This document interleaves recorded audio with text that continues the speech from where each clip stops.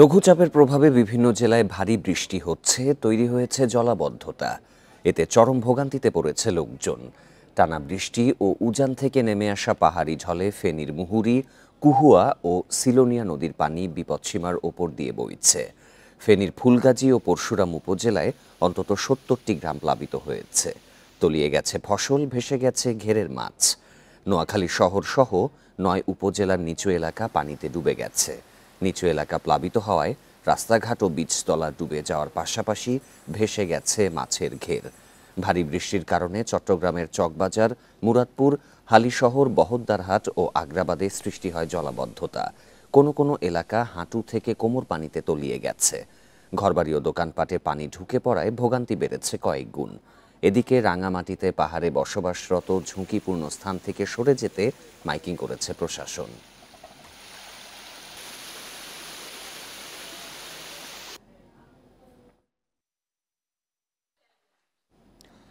টানা বৃষ্টিতে বিভিন্ন জেলায় বাড়িঘর, অফিস, আদালত পানিতে ডুবে আছে। এতে সীমাহীন ভোগান্তির মধ্যে পড়েছেন মানুষ। এ বিষয়ে জানাতে বা নোয়াখালী ও খাগড়াছড়ি থেকে যোগ দেবেন সহকর্মীরা। শুরুতে যাব নোয়াখালীতে, সেখানে রয়েছেন সহকর্মী আবু নাসের। নাসের, নোয়াখালী শহর সহ তো ৯টি উপজেলার নিচু এলাকা পানিতে ডুবে গেছে। কি পরিমাণ মানুষ পানিবন্দী, তাদের ভোগান্তি কেমন?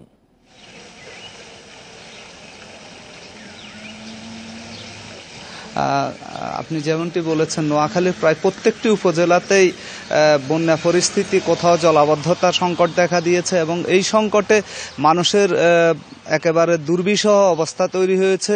আমি যদি একটু দেখাই, জেলা শহর থেকে শুরু করে প্রত্যেকটি উপজেলাতে বাড়িঘর, পথঘাট, সরকারি বেসরকারি অফিস আদালত, দোকানপাট সবকিছু, শিক্ষা প্রতিষ্ঠান প্রায় পানির নিচে তলিয়ে গেছে। এবং সবচাইতে বড় কথা হচ্ছে, এই পানি বেশিরভাগে হচ্ছে যে বৃষ্টির ফলে সৃষ্ট জলাবদ্ধতার কারণে এই পানিবন্দী দশা মানুষের।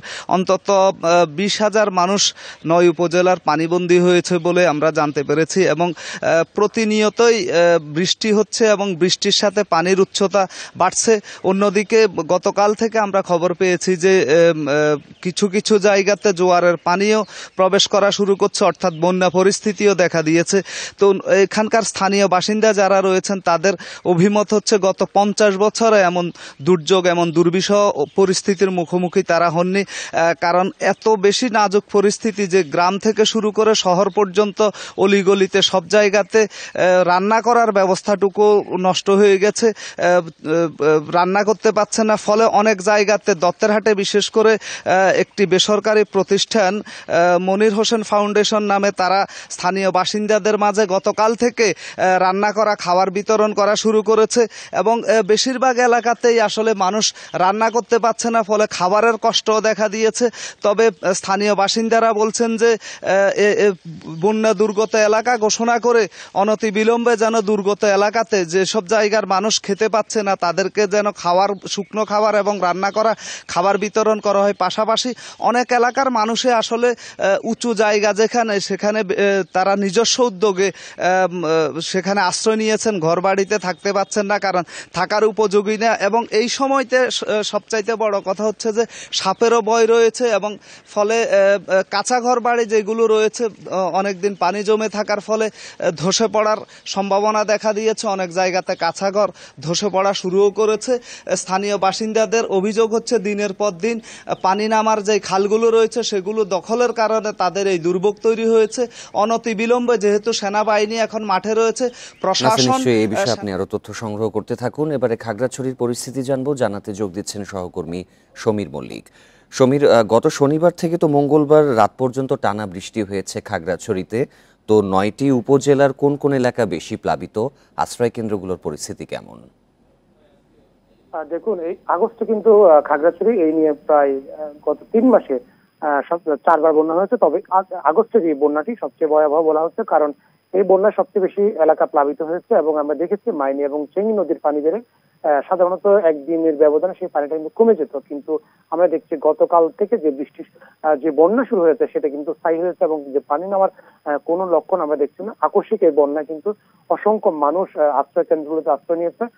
খাগড়াছড়ি পৌর শহরে 18টি আশ্রয় কেন্দ্র খোলা হয়েছে, তবে আমরা যে বিষয়টা দেখছি প্রশাসনের পক্ষ থেকে আসলে এই আকস্মিক বন্যা মোকাবেলায় প্রস্তুতি নেওয়া হলো। গতকালকে প্রশাসনের পক্ষ থেকে সেভাবে কিন্তু ত্রাণ বিতরণ বা শুকনো খাবার সেটি পর্যাপ্তভাবে বিতরণ করা হয়নি। তবে আমরা দেখেছি গতকাল রাতে যে সমস্ত এলাকাগুলোতে আশ্রয় মানুষ আশ্রয় নিচ্ছে, বিশেষ করে গঞ্জপাড়া, মুসলিমপাড়া, মেহেদিবাগ সহ, সেখানে কিন্তু বিএনপির পক্ষ থেকে তার নেতা কর্মীরা কিন্তু খিচুড়ি রান্না করে মানুষের মাঝে বিতরণ করেছে।